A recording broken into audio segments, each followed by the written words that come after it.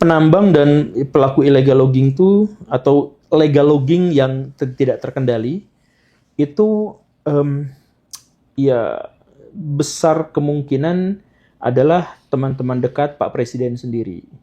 Ketika bencana terjadi, pejabat itu pula lah yang datang menggunakan bencana itu untuk kampanye, bawa karung. Iya. Seamoral itu pejabat kita tuh, semakin banyak orang tahu terkait dengan musibah itu, semakin besar potensi pemerintah ketahuan bahwa selama ini mereka melakukan mal kebijakan. Woi, lu goblok, ini kenapa ini muka mata lu kepake nggak, buta nggak lu?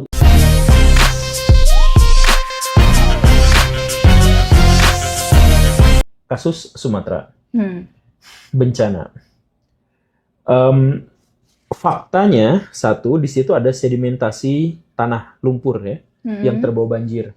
Itu di beberapa tempat bisa sampai 3 meter. Wow. Lumpur tuh. Jadi endapan lumpurnya. iya, jadi kalau banjirnya udah surut, lumpurnya tertinggal itu. Ya lumayan mau bikin apa itu pakai lumpur itu. Tapi yang pertama lumpur, kemudian yang kedua kayu. Jadi ini adalah penegasan bahwa banjir bandang ini disebabkan oleh kerusakan lingkungan. Bukan oleh siklon, bukan oleh alam. Alam bisa ngasih banjir yang gede bisa, tapi nggak mungkin ngasih lumpur dari hutan tuh nggak.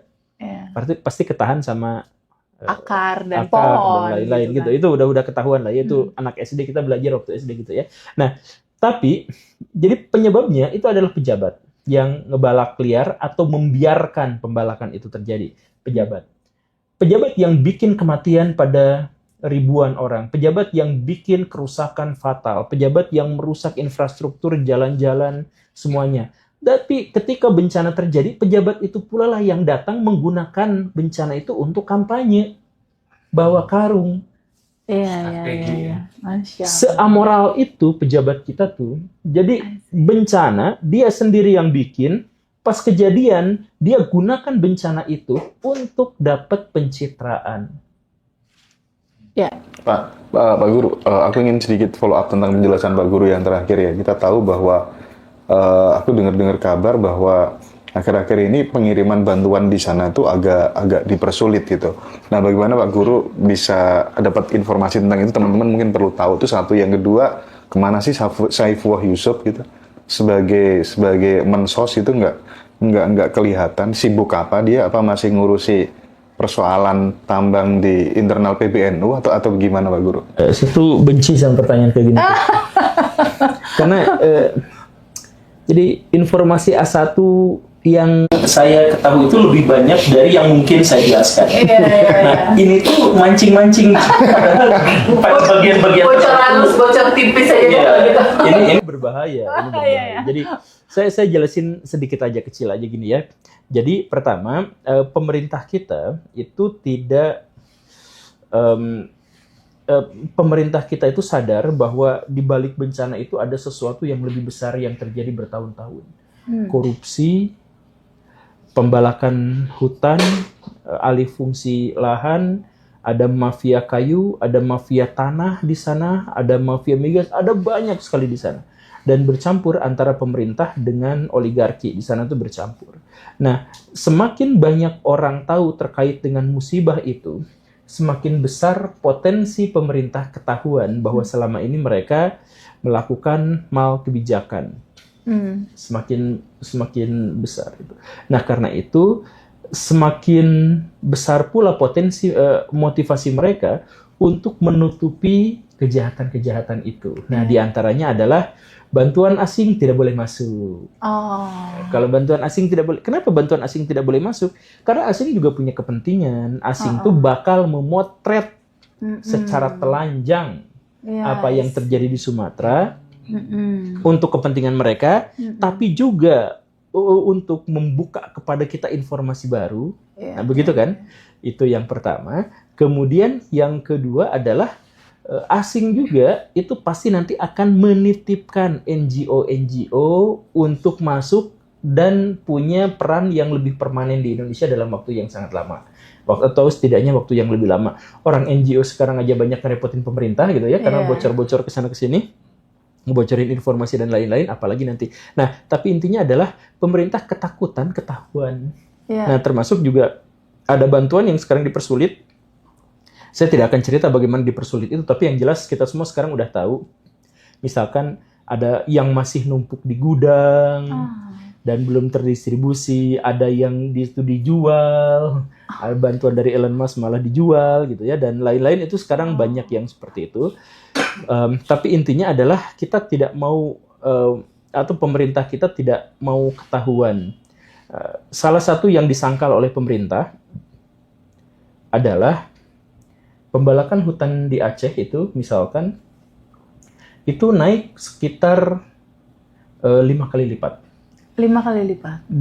dalam 1 tahun. Jadi 2024 kita hanya 6 ribuan deforestasi, 2025 kita tembus sampai 23 ribu. Nah, misalkan yang begitulah. Ada di Sumatera Utara juga begitu, di Sumatera Barat yang paling besar. Sumatera Barat itu dari 6 ribu ke 28 ribu kalau nggak salah. Hanya dalam waktu 1 tahun. Naiknya berkali-kali lipat. Nah, itu data saya dapat dari Auriga yang melakukan langsung ke sana dan punya ini alat pakai satelit gitu ngelihat proses deforestasi itu. Dan memang begitu. Dan Baraya semua bisa cross check misalkan yang pernah saya tampilkan itu di Google Earth. Nah, ya kan kelihatan tuh kalau dari atas ya gambarannya. Lihat sekarang kalau teman-teman mau datang ke Sumatera Barat, cek Google Earth Sumatera Barat gitu ya. Nah, misalkan ya Sumatera Barat, kemudian kita zoom, random aja, pilih mana aja gitu ya. Sumatera Barat atau Riau atau yang semacam itu random aja. Nah, nanti pasti kalian itu sawit Kelihatan lagi, tuh. sawit lagi. Semua hutan. serba sawit gitu ya, bukan hutan lagi. Kalau dari jarak jauh kan sama-sama hijau gitu, tapi kalau perdekat lah kok jadi sawit. Nah, itu lumrah, itu umum terjadi di sana itu. Nah, jadi deforestasi besar-besaran itu tidak boleh diketahui orang. Nanti malu pemerintahnya. Nah, untuk itu maka mereka tuh bikin semacam border gimana caranya agar bantuan tetap masuk, tapi yang ngasih bantuan jangan banyak tahu. Nah, gitulah. Kurang lebih teorinya gitu. Teori konspirasi dari Pak Dharma Pangruken. Mangrekun ya. Itu kan semua tadi itu adalah akibat ya, Pak Guru ya. Dari semua akibat itu kira-kira sebab apa nih yang harus diberantas menurut Pak Guru? Penambang dan pelaku illegal logging itu atau legal logging yang tidak terkendali itu ya besar kemungkinan adalah teman-teman dekat Pak Presiden sendiri. Gitu ya. Nah, nggak berani ngomong. Nggak apa-apa saya yang ngomong. Udah tanggung lah. Iya, nggak apa-apa. Nah, iya kemungkinan besar adalah teman-teman dari Pak Prabowo sendiri. Sebab kalau misalkan kita cari gitu nama tokohnya siapa yang punya pabriknya, yang punya perusahaan, itu sekarang agak susah ya. Menemukan siapa pemilik dari Siapa perusahaan itu agak susah. gitu, Siapa sebenarnya? Karena perusahaan cangkang dibalik cangkang itu biasa udah lumrah gitu di Indonesia itu udah kayak gitu.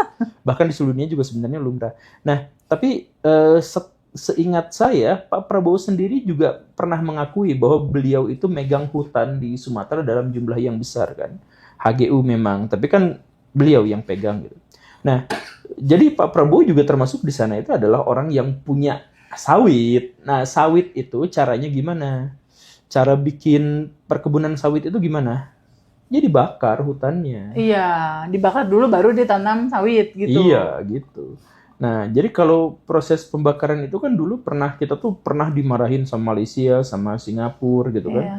Karena kabut hitam, kabut asap itu kan ngeganggu tetangga negara lain. sejak tahun 1997. Nah, di sana awal mulanya. Udah itu langsung sawit aja sekarang semuanya. Dan Pak Prabowo Subianto juga tidak malu-malu untuk mengatakan sawit itu kan pohon, ada daunnya.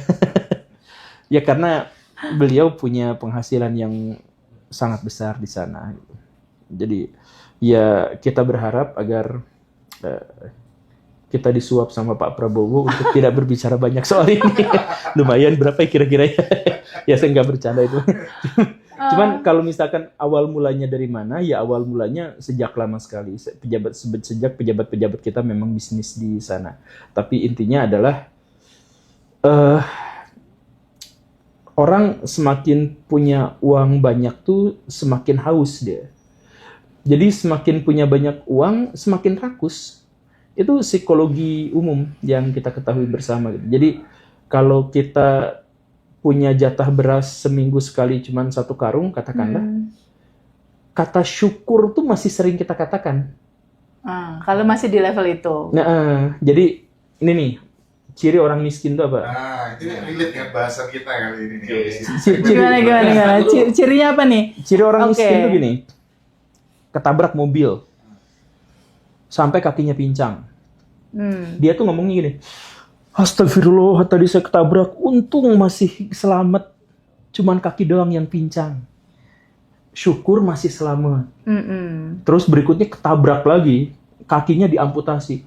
Alhamdulillah masih selamat, cuman kaki. Kita tuh masih selalu bersyukur, itu ciri orang miskin tuh gitu.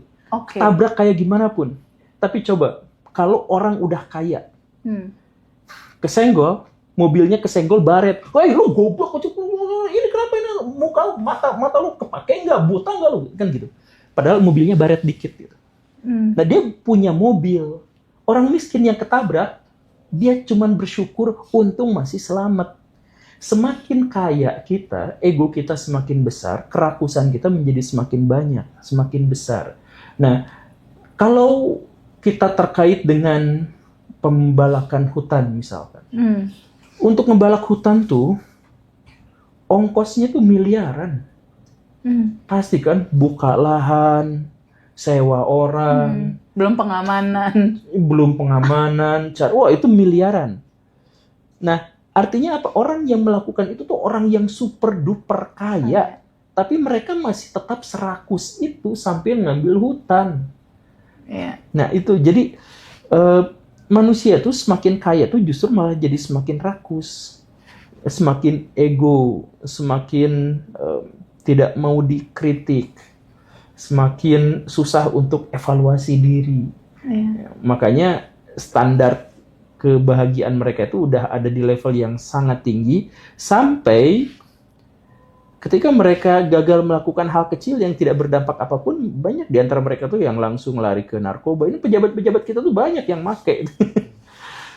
Nah, Kata BNN gitu ya, kata BNN tuh ada pejabat-pejabat, bahkan ada pejabat dulu tuh yang sampai mabok di pesawat presiden itu. Ada ya. Kang Guru, kalau situasinya seperti yang tadi diceritain nih, gimana ya masyarakat membedakan antara pejabat yang tulus dengan pejabat yang cuma di depan kameranya aja tuh yang bagus. Cara ngebeda ini gimana antara pejabat yang tulus sama situasi sekarang udah sulit kah melihat? Nggak ada bedanya. Jadi kayak kemarin misalkan ada pejabat yang bagus banget tapi nggak terekspos kebaikannya. Menteri Luar Negeri itu bagus banget tuh. Oh, Ibu Retno ya? Iya. Oh. Beliau tuh anti suap, kemudian beliau juga jago di luar apa. Tapi kan kita jarang tahu tuh. Jarang tahu yang begitu. Atau misalkan menteri yang bagus lagi ya, kalau Pak Purbaya kita sudah lihat bagus enggaknya, tapi beliau juga memang bagus tuh bukan hanya karena bagus, tapi karena memang dipasarkan oleh media sebagai orang yang bagus. Dan ya jujur ya, beliau bagus dan dipasarkan. Yeah. Ibu Retno bagus tapi nggak dipasarkan. Yeah. Pak Bahlil tidak bagus tapi dipasarkan. Waduh. Iya lagi. Seru ya? Ya Pak Bahlil saya juga agak simpatik gitu kepada beliau itu karena terlalu banyak hujatan dan caci maki. Tapi memang beberapa tindakannya itu memang mengganggu keresahan, mengganggu nurani kita. Gitu. Betul. Sekarang tuh Pak Bahlil itu ada di level bahkan ketika beliau melakukan hal yang baik sekalipun tetap dikritik sama rakyat gitu karena